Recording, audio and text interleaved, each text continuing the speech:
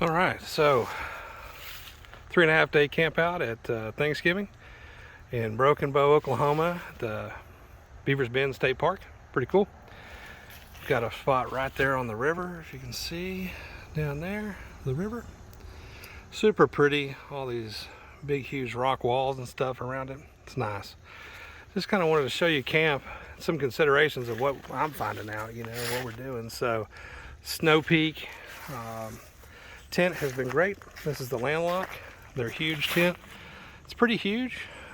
Set it up 3 times before and used it, but all for just jacking around, like testing it out in the backyard, camping at the in-laws, stuff like that. So today is the first real day of, or the second real day of camping in it for a few nights in a row.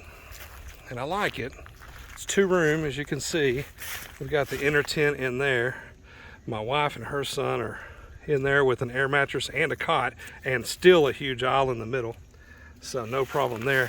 I'm down here in there with a full-size Oz tent cot, mattress, sleeping bag. We've got a Snow Peak low table, the medium low table, 2 Snow Peak chairs, all of our bags and clothes and stuff. And again, still tons of room. I don't know if the camera's doing it justice. I'll show you from this side. So as you see, it's an inner room here, and then a inner tent there, and then that. Got the Snow Peak Hexa Pro for the tarp. Love it. I've set this up now. I've had that for about a year, so we've used it several times. I've got some Drifta 3-stage poles there from Australia. They're so lightweight, I love them. Got Engel 60 combi, fridge and freezer running there. In a camp cover case. Got 2 Alu boxes. Each one is food and one is like all of the cookware and stuff. A couple more Snow Peak chairs, Oz tent table, Snow Peak bench. I ran these Goal Zero lights last night up, and then a little USB extension cord here, cable, that goes into the Bluetti. So I got the Bluetti AC200 there, the original one, not the P, and it's doing okay. It's running just the fridge right now. At night it runs the lights. I also have a water heater because I have a shower tent that I haven't set up yet, a double Julka.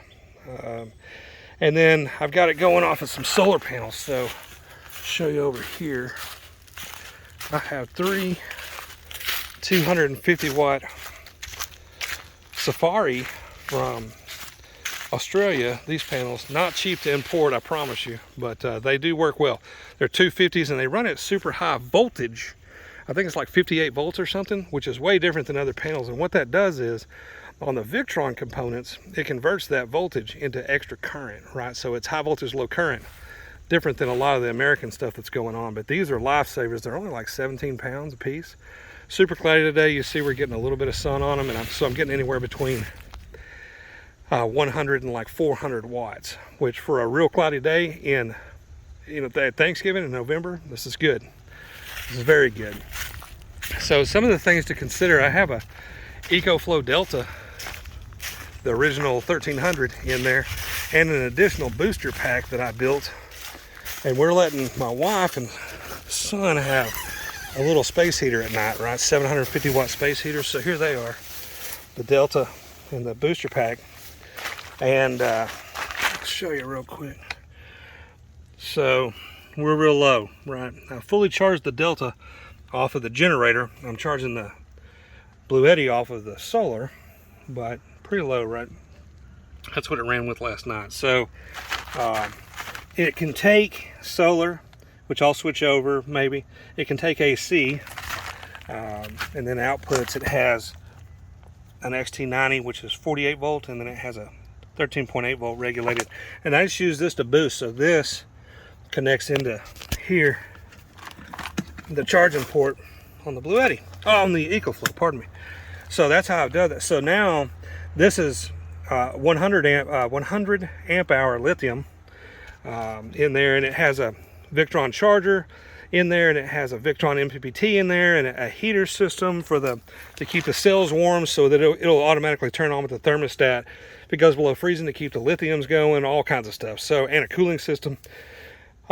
So this plugs into there. This gives me what, 1250, and than the Delta 1300, which I think is really only about 1100 real output. But that's enough to run that heater all night. And it's pretty compact, right? We're at about 25 pounds here. And I can't remember on the Delta. It's light though, probably 25, something like that, 28. I'll show you kind of in there. There's that little heater right there that they're using. Little Helinox table, queen size air mattress, and a Helinox cot.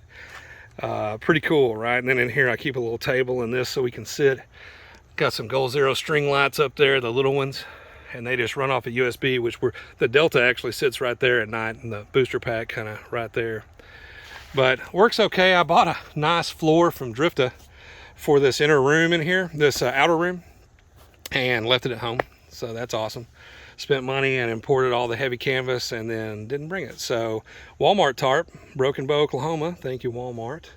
It's non-super Walmart, which is always cool. But it's kind of what I'm rocking so far. Right on the river. Had a little campfire last night. We've got a lot of bad weather coming. So tomorrow, Thanksgiving, we're going to be here. We're not doing the family thing. I'm going to actually enjoy a holiday. And I've got some firewood in that bag from Drifta and my axe. Our little fire thing. There's the river again. But we've got some weather coming, right? So one thing I did notice is, for example, I forgot the power brick for the Bluetti, the big Bluetti, the AC200.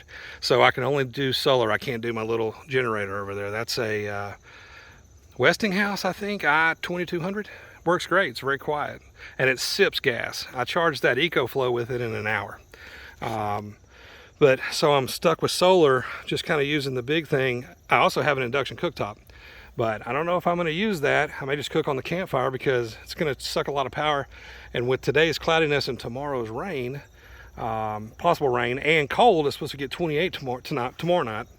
I don't know. I don't think I'm going to drain that EcoFlow, and the Bluetti, and I'm going to take it in the tent so that the little space heater keeps it warmer overnight so that it doesn't freeze out here. But some of the things, so even with 750 watts, and believe me, those Safiery panels up there, which is spelled Safiery from them, those things are really awesome. With that high voltage, man, they put out in sun, it's 250 watt panel, you get 250 watts. And I've even seen like 268 and stuff off of one panel. So it's nothing to hit the max on those, which is completely opposite of all the American brands. You know, I had Goal Zero panels, they were terrible.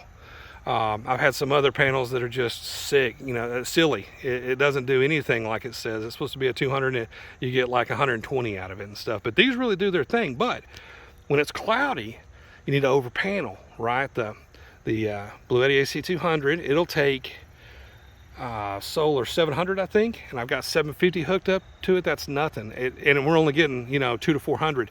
I need to hook up another panel. I need to buy one more from Australia and have it sent over.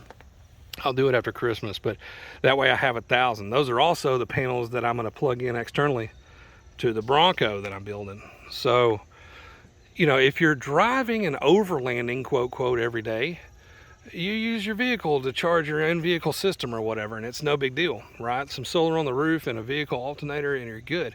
When you're sitting and base camping for, you know, 2, 3, 4 days, and it's cloudy, and it's going to be stormy and things like that, man, you're going to have to figure something else out. So I'm not going to get all the charge that I would have liked this time, and so I'm not going to be able to do, like, you know, the induction cooktop. Now, we can live without heat. Man, I grew up in Boy Scouts. I did it from 8 to 18 in the 80s and 90s, mid-80s, mid-90s. And we didn't have any of that. You know, we had an old sleeping bag. We had a Timberline, Eureka Timberline, A-frame tent, little bitty 2-man, and the original Thermarest, you know, on the ground. I still have that Thermarest to this day, but we had nothing. We had no gear. You know, the lanterns were propane. There was no lithium. There was no rechargeable. There was no USB. This was back in the day. So I'm fine with it. But, you know, a little comfort for the wife and son and everybody, right? If you have a means to turn on a little heat and not have it be 28 degrees, wouldn't you? Yeah, so pretty easy. And then the same thing over there.